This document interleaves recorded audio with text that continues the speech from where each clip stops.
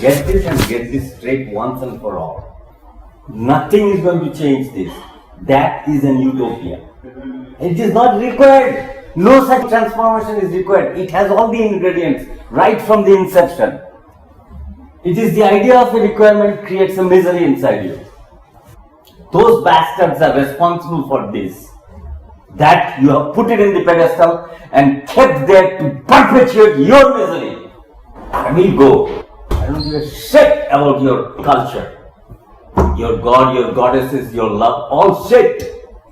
If you say, don't talk, I won't talk. If you say, don't come to India, this is Holy Land, I don't shit on it. You don't exist here, you don't understand our great heritage culture. You have become Firangi, so be it. Sing your song. Come, enjoy your shit land. You created the shit land. Land was one of the best the world had ever seen. You created it. You put a thread and put all the other untouchable. Your culture made it and you accept that in some form or other. You don't understand, it's still lingering behind you. The moment you appreciate a sage, that appreciation goes with all its positive and negative aspect. Negative aspect, you differentiate human being for total utopian absurd ideas. Through that you created an artificial difference between two human beings. Why a baby anywhere it is born can pick up that language and can have love with that particular region's human being? Why? Don't you understand? What is this narrowness inside your brain that is just, you're all really seeing other human being as human being? I want to know.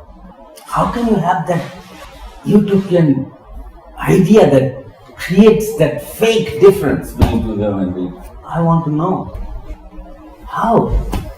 I've seen for all my childhood, that guy was not allowed to go inside the shop that I will be sitting and drinking coffee. I was seriously thinking that there is something wrong, I should not touch his hand. That's our conditioning. So myopic. Do you understand what I'm saying?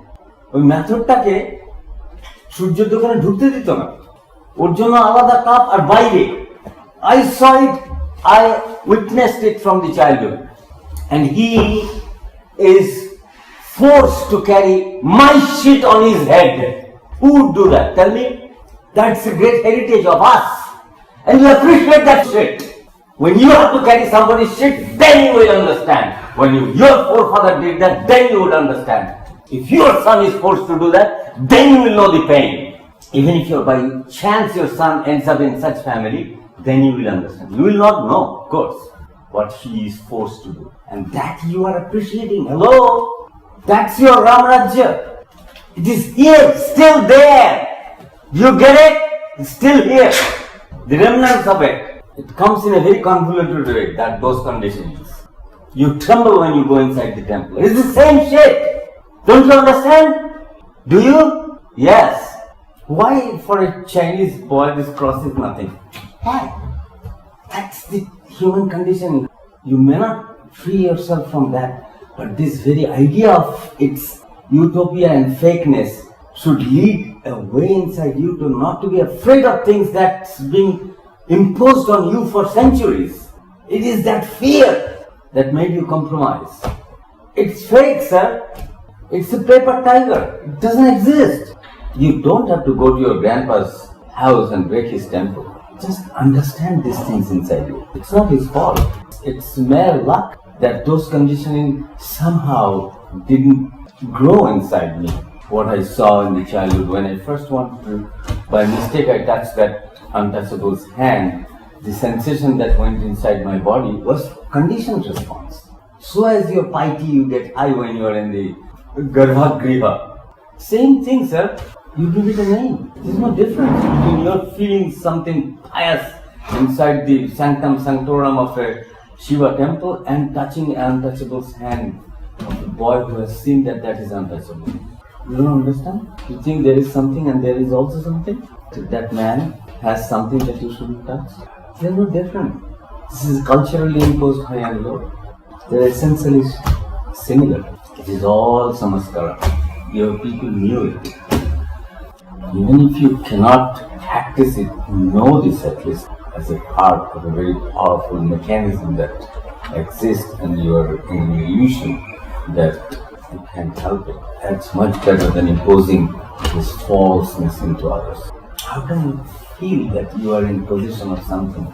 It's a knowledge game inside us. I am that. Don't you understand? It's a knowledge game. How can you be in possession of something that it is impossible for others to conceive? Tell me. There is no trace of any such thing here. If you don't trust me, believe me, you can. But there is nothing. It is that idea that I have something that is holier than holy in you, that is powerful, is going to perpetuate misery inside you. I'm telling you. That will make you act as if you have something at other point of time. It is not possible. It is possible for somebody, they can smoke that intoxicating divinity, I don't give a shit. They can be intoxicated by the divinity. Good for you, good for them. That system is so complete, it has no place for an idea like this. And I'm not joking, I'm not being humble. I am telling what at best my every sense of integrity shows me. And it's true for everybody. All the past that have come, nobody possesses anything that is so special to me. Nothing. Zero. I don't have also anything special. Do you want me to say, did you love your father? I did. That's a totally different matter. That doesn't give me an authority that my father had something nobody's father had. It's simple. I don't have to quarrel anybody between my father and your father who was great. That is idiotic. Because you want to find yourself in a space which is superior, which doesn't exist. The whole construction is on the false foundation. I'm not denying anything, I'm just highlighting the way we are. If you see something more in that, by all means, trust me and make something more meaningful to yourself. You don't have to hear one word what I'm saying. Find out from your own life. See whether you can possess something that is possible not to be possessed by other human beings. Find out.